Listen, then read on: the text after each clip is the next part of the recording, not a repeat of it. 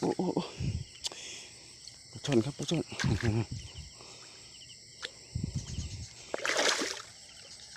ดู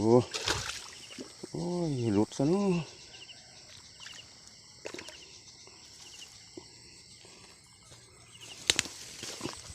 อุ๊ย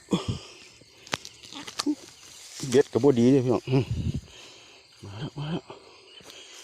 เต็มสวยครับเต็มสวย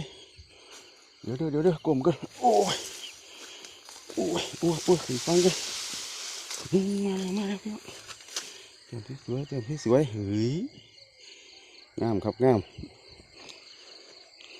สวยงามแต้มแรก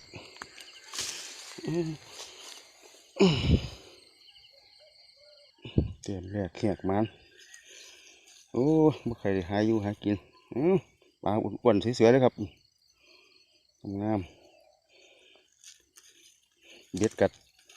แห่งบ่ใครดีเบ็ดบ่ได้เฮ็ดใหม่เลยปีนี้ไปลุยต่อครับ